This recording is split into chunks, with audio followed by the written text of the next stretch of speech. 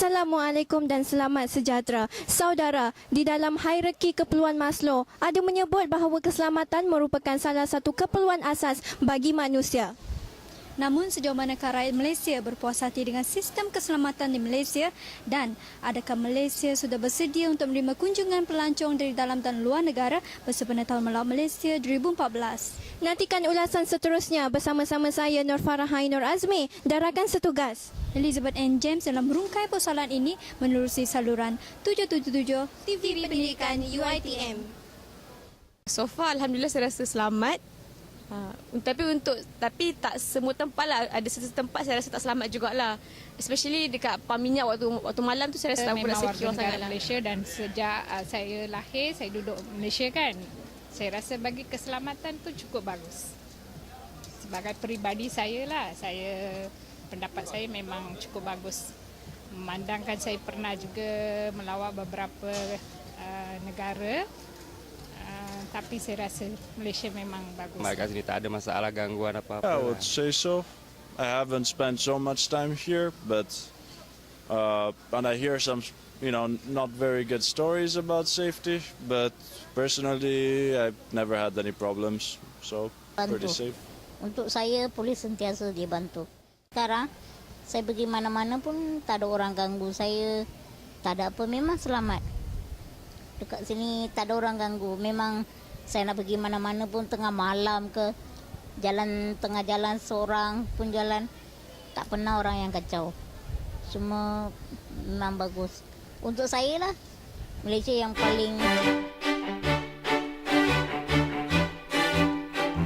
Saya rasa interracial citizen kat Malaysia masih okey. Sebab saya pun belajar dekat universiti di mana pelajar kaum Cina, India dan Melayu masih lagi boleh bekerjasama dan di kawasan tempat tinggal saya pun kita masih lagi bersatu lah. Maksudnya kita tolong kalau ada masalah ke apa, kita masih bersatu lah pada tempat saya. Okey lah. Tempat duduk saya memang bagus.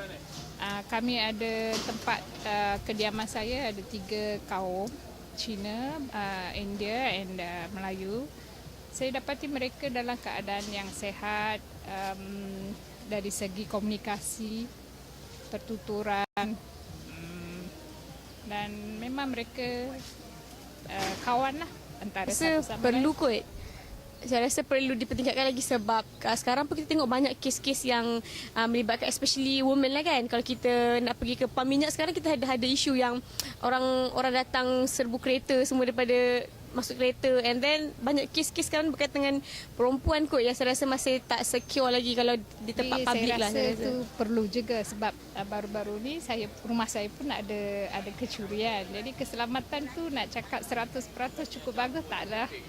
Saya rasa perlukan. Jika seseorang yang jadi kecurian saya rasa perlu lagi lah. Nak tingkatkan keselamatan tu memang bagus. Tapi kalau dekat sini tak ada masalah apalah. Maksudnya kalau nak tingkatkan keselamatan tu biasa aja dekat sini sebab kan dekat bandar kan memang tak ada lah gangguan-gangguan apa-apa kan sebab kita meniaga. Asia, I think it's good.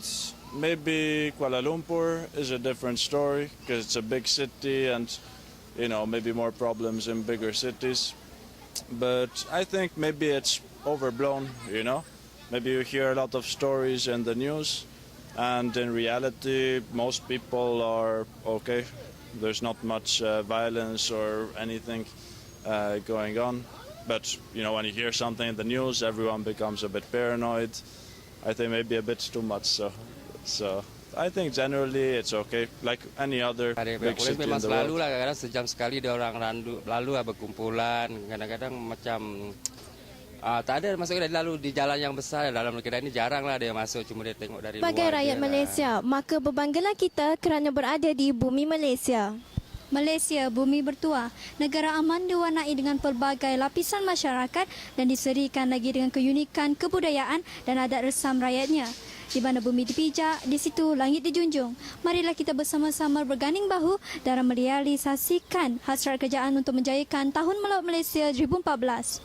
Kesimpulannya, keselamatan merupakan salah satu perkara penting dan hargailah setiap pejuang-pejuang negara yang sentiasa berkorban demi negara dan anak-anak bangsa. Sekian sahaja daripada saya, Nur Farahain Nur Azmi. Dan saya Elizabeth N. James melaporkan untuk TV Pendidikan UiTM. Salam satu Malaysia. Ya, sayang Malaysia. I love Malaysia. I like Malaysia. I like. Baby squirrel use a sexy motherfucker.